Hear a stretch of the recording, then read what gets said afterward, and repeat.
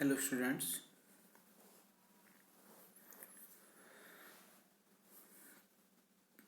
पर्यावरण अध्ययन में हमारा नेक्स्ट स्केच है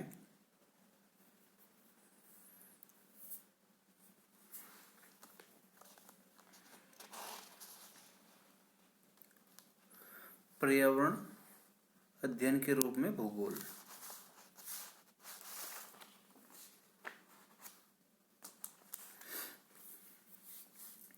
यानी कि geography as a study of environment. भूगोल पृथ्वी एवं मानव सहित उसके विभिन्न वातावरण की विस्तृत व्याख्या करता है। देखिए भाई, जो भूगोल है, भूगोल का अगर शाब्दिक अर्थ देखा जाए तो यह है पृथ्वी पर रहने वाले मानव और वातावरण के बीच संबंधों की व्याख्या करता है।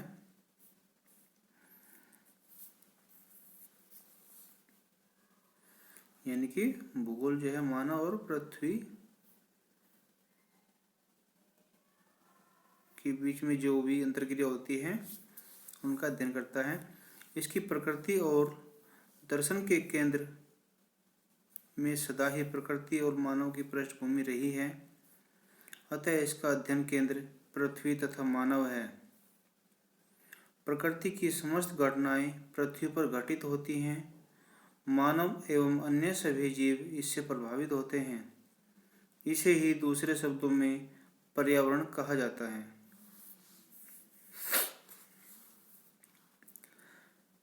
वास्तव में भूगोल पृथ्वी, मानव तथा उसके पर्यावरण का अध्ययन है।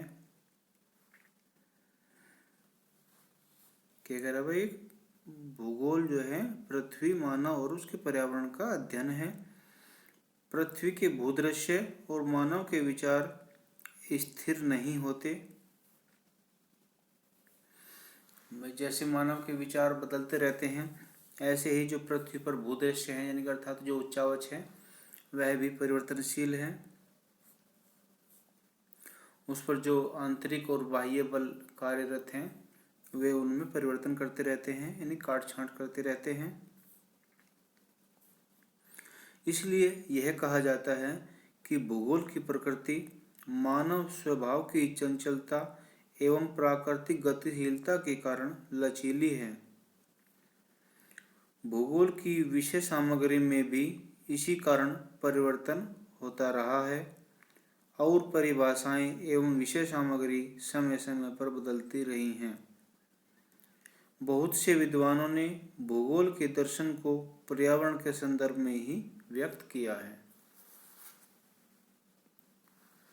आगे बढ़ते हैं भाई। 17वीं शताब्दी में वारेनियस ने कहा था, भूगोल के अध्ययन का लक्ष्य पृथ्वी की सतह है, जहां उसमें जलवायु, धरातलीय स्वरूप, जल, वन, मरुस्थल, खनिज, पशु जीवन और मानव का निरीक्षण तथा उसकी व्याख्या होती है।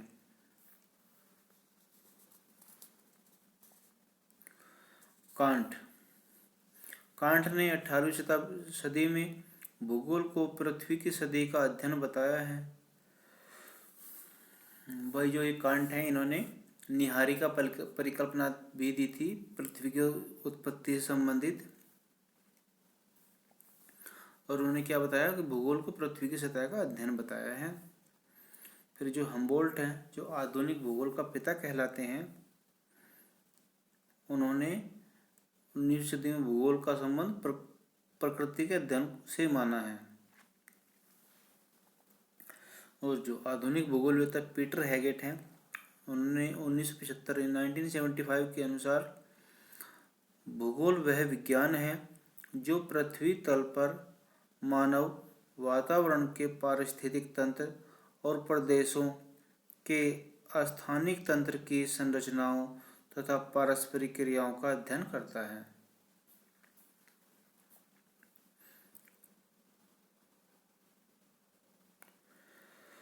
इस प्रकार प्राचीन एवं आधुनिक भूगोलविदों के विभिन्न कथनों की विवेचना से स्पष्ट होता है कि पर्यावरण भूगोल का हमेशा ही अध्ययन केंद्र रहा है। पर्यावरण भूगोल का हमेशा ही अध्ययन केंद्र रहा है, यानी कि भूगोल में पर्यावरण जो है प्रमुख विषय रहा है अध्ययन का, जिसे प्रकृति, पृथ्वी, मानव का वातावरण के साथ पारस्परिक संबंध आदि के आलोक में प्रस्तुत किया जाता है। वास्तविकता यह है कि भूगोल मूल रूप से पर्यावरण का ही अध्ययन है, जिसकी समस्त विषय सामग्री को समझने या समझाने के दृष्टिकोण से भौतिक भूगोल, जलवायु विज्ञान, जैव भूगोल, पादप भूगोल, मानव भूगोल, सांस्कृतिक भूगोल, सामाजिक भूगोल, राजनीतिक भूगोल, भाई जो ये हैं ये सभी क्या भूगोल की शाखाएं हैं। आदि खंडों में विभक्त कर अध्ययन किया जाता है और समग्र रूप में इन्हीं खंडों का अध्ययन पर्यावरण भूगोल के रूप में किया जाता है। आगे बढ़ते हैं भाई।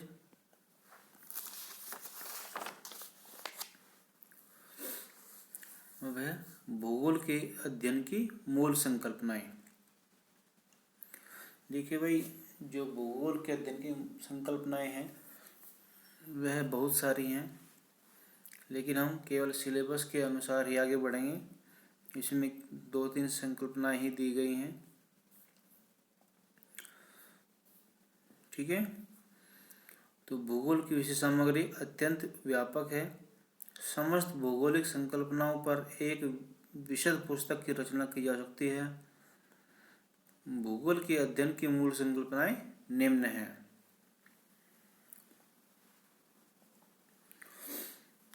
क्षेत्रीय विभिन्नता की संकल्पना, यानी कि कॉन्सेप्ट ऑफ एरियल डिफरेंशिएशन।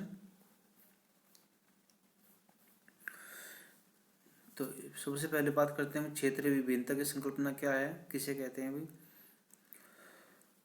यानी कि क्षेत्रीय विभिन्नता का अर्थ क्या है। सबसे पहले जानते हैं,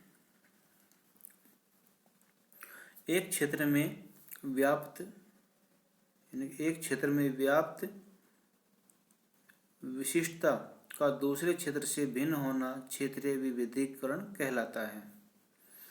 यानी कि मान लिया भाई, इसका कहने का अर्थ है कि एक क्षेत्र में जो विशिष्टता मिलती है वह दूसरे क्षेत्र में नहीं मिलती, अर्थात उनमें कुछ भिन्नता मिलती है, कुछ विविधता मिलती है।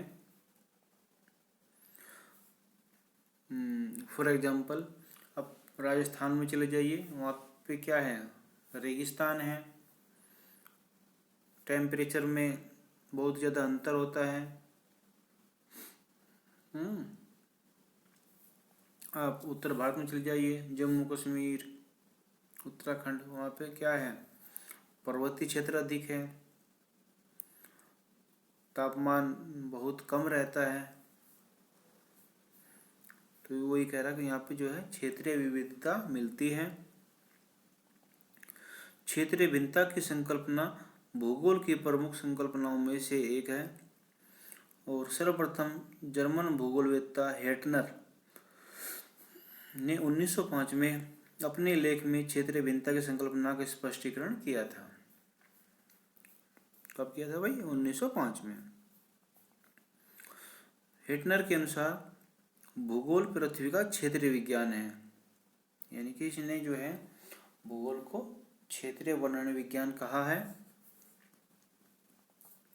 और इसमें क्षेत्रों का अध्ययन उनकी विभिन्नताओं और स्थानिक संबंधों के परिप्रेक्ष्य में होता है। जर्मन विद्वान रिचथोफन, हेटनर, हम्बोल्ट, रिटर के अतिरिक्त फ्रांसीसी विद्वान ब्लास एवं चोर्ले और अमेरिकन भूगोलवेत्ताओं ने भी क्षेत्रीय भिन्नता संकल्पना को भूगोल में शामिल किया है। देखिए भाई, जो भूगोल है, मानव भूगोल में इनका महत्वपूर्ण योगदान है। ठीक है, आगे बढ़ते हैं। क्षेत्रीय भिन्नता का अभिप्राय यह है कि भौतिक तथ्यों, उच्चावच, वनस्पति, पशु जीवन आदि सांस्कृतिक तथ्यों, जनसंख्या, कृषि, खनन, उद्योग, ग्रह तथा बस्तियों आदि के वितरण में विषमता तथा भिन्नता पाई जाती है। पृथ्वी के किसी भी दो क्षेत्रों की धरातलीय बनावट एक जैसी नहीं होती। अभी बताया कि जैसे राजस्थान की क्षेत्रीय बनावट अलग है, उत्तर भारत की जैसे कि जम्मू कश्मीर उत्तराखंड की अलग है। आप दक्षिणी भारत में केरल चले जाइए, तमिलनाडु चले जाइए, वहाँ की क्षेत्रीय बनावट अलग है। तो इधर अतः क्षेत्रीय भिन्नता का वास्तविक अर्थ केवल क्षेत्र में अंतर का होना ही नहीं बल्कि क्षेत्र की विविधता यानी कि एरियल डाइवर्सिटी भी है। तो भाई आज के लिए केवल इतना ही, बाकी का नेक्स्ट टॉपिक में करेंगे।